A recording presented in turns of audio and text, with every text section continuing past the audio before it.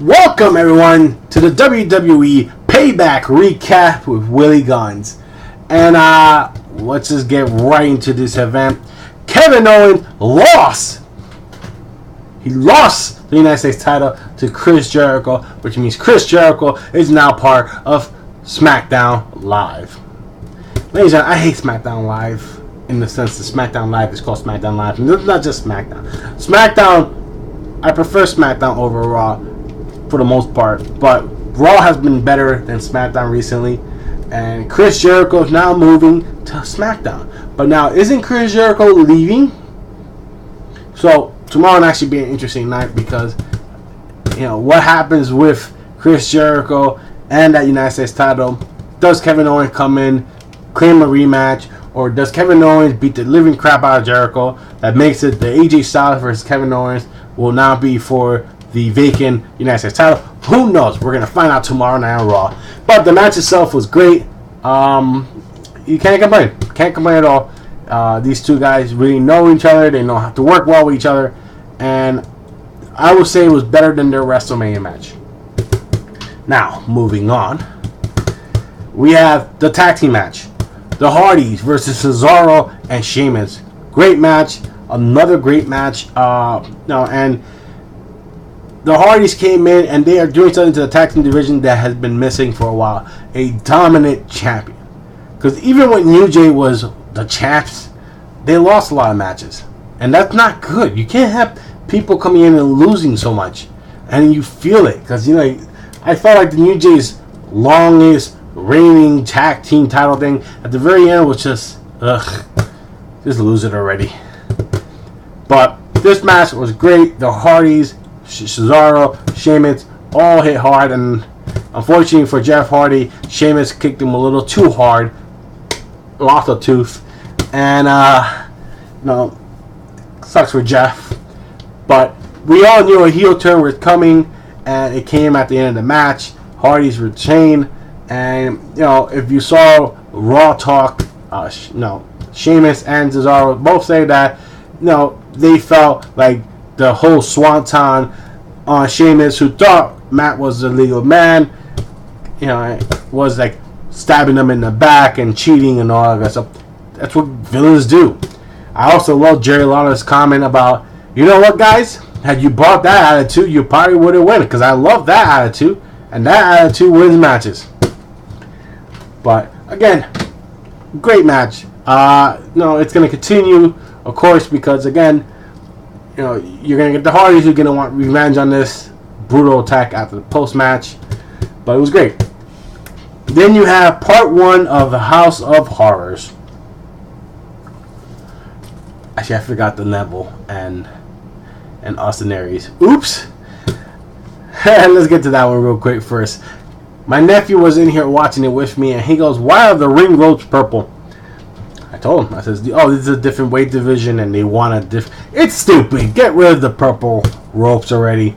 Okay? 205 Live could have purple ropes. I don't have a problem with that. But having to take time to tape up the ropes with purple tape, put a new apron that says cruiserweights, it just seems stupid. Like, if you're not doing that for any other title match, you're not doing that for any other division like the women's division, don't do it for the cruiserweights, okay? They don't need that. They're good. They're talented. Their in-ring performance will demonstrate that.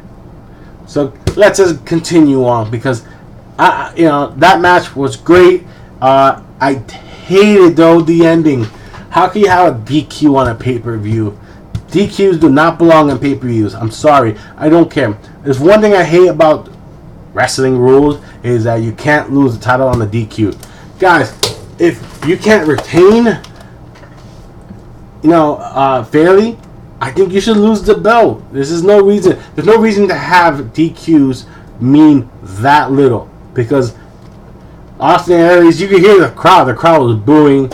Austin Aries' music plays to announce him the winner. They're still booing. And of course they say, well, guess what? Neville is still your champion. Neville's music plays off. So Neville won. That's how it is. Neville won. Regardless of what record books are going to say. Which is why I hate DQs. They don't belong on pay-per-views. DQs belong on Raw. SmackDown, 205 Live, any other show that's not a pay-per-view. So moving on to the House of Horrors. Horrible. It's just so stupid. It was just bad. I would say it was just bad. I'm watching this with this, how are you supposed to believe this? This is, wrestling isn't real, guys. I don't know if you know this. Wrestling is a scripted show. But when you do stuff like the way they did the House of Horrors, it's just so stupid. And it makes you go cringe. You feel embarrassed to be watching it. And that's how I felt. I'm like, this is so bad. This is not entertaining at all. But regardless of it, there was nothing special. Nothing special. And they replay a few events of it, but nothing was special about it. Then we get the Alexa Bliss versus Bayley. Good matches by the women. And one thing I felt during Bayley's title reign was that the story just made no sense. You had Sasha, who was trying to, tease a heel turn, maybe want a title shot. You had Charlotte back and forth with Bayley. Blah blah blah. You're not the real champion. You cheated, or you don't deserve. Stupid. I hate storylines like that. And one thing I like about Alexa Bliss, and she won, and she's the new Raw Women's Champ, is that she brings an attitude that is needed in that division. Because I'm telling you right now, her story with Bayley will be better because of her, not because they're talented in the ring, but because of how they could talk to each other and ridicule each other and just make each other feel a certain way. And watch, you'll see. I'm going to tell you right now, that storyline is going to be great. Moving on, we had, what else did we have in this paper? Samoa Joe versus Seth Rollins. Great match, and it had a finish that will, go. It's to not make Joe look weak, and Seth Rollins got lucky. But I also felt this was another no-win situation.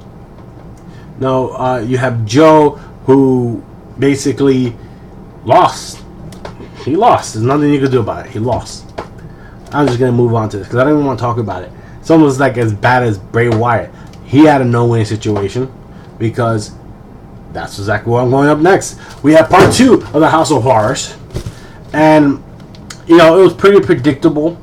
You knew Jinder Mahal and his buddies were going to show up, and they did. They show up and cost Randy Orton the match. But here's the problem I have, and I feel that this was inevitable. Bray Wyatt was your former world heavyweight. Well, can you hear me? He was your former WWE champ, and you make him look weak. And I mean weak in the sense that he couldn't beat Randy Orton at all. And there was no way, even there was no interference, and you had Randy Orton beat him, then you make him look weak. If you have him beat Randy Orton, and Randy Orton looks weak. And there was the problem that you were going to have, because now your champion on SmackDown just lost. Fair and square, you weren't going to do it. But unfortunately, because WWE put themselves in this predicament, they had to sacrifice someone, and Randy Orton did not sacrifice himself. Instead, it was Bray Wyatt. And Bray Wyatt, like I said, the match itself is stupid. This whole thing was just stupid, and he was in a no-win situation. I can understand if he's pissed. He should be. It was just bad. Main event time. And I swear, I was hoping, I was crossing my fingers, that Roman Reigns was not going to show up. And the reason why, because they kind of teased it a little bit. They played his music. He didn't walk out right away. But there you go. Roman Reigns shows up, all band-aids up, because his shoulder is all damaged. And it was a good match. I'm not going to lie, it was a good match. But from a story-wise perspective, to have him come out and put a match the way he did, which is bad. And I say why it's bad, because Braun Strowman is supposed to be a monster. And you have a guy who's basically injured. He should not be able to compete in any level as Braun Strowman. And yet somehow he does. Somehow he comes out, almost pulls out. Well, he didn't almost pull out a victory, but you know, he did damage. But, you know, he kicked out of his finisher, the running power slam, and I thought that was bad. I'm like, come on, the guy has an injured shoulder. He's getting hit in that shoulder. You know, after all the beatdown that he got, chokeslam on tables, all that other good stuff, and somehow he kicked out. And then he does it again, and this time he gets pinned. And then gets destroyed at the end of the match. Now, Raw's pay-per-view was good until the Raw post-show, Raw talk, and they show Roman Reigns in the back, and I knew this was coming. I knew they were going to do something like they did before, where Braun Strowman comes back and tries to attack Roman Reigns, and fails this time, and looks stupid doing it. I mean, literally, he took a door out from an ambulance, and then runs away. He ran away from the scene. He was in so much pain from taking out a door and running into a bunch of boxes that he ran away from an injured Roman Reigns who was struggling to even get up and walk himself out of the arena. You just killed Roman. You just killed Braun Strowman there. How could you be afraid of someone who just injured himself? You know, like I said, the pay-per-view itself, I'm gonna give it a C plus, and the C plus is because the negatives outweighed the positives. There was nothing special. The card itself was not special. The Universal title was not defended. The Intercontinental bout was not defended. You know, so basically it was like a half Raw, half Smack. It was hybrid, whatever you want to call it. It was just weird, and you know, story-wise, none of it was making much sense. We'll see what happens with their next pay-per-view, Backlash. Well, until then, guys, I'm WillyGunZ. Make sure you hit the like button, and heck, if you don't agree with me, you can hit the thumbs down button. But better yet, leave a comment, and I'll reply to some of them. If you have a good opinion, guess what? I will feature it in another video. Why not? So until then, guys, I'll see you guys later.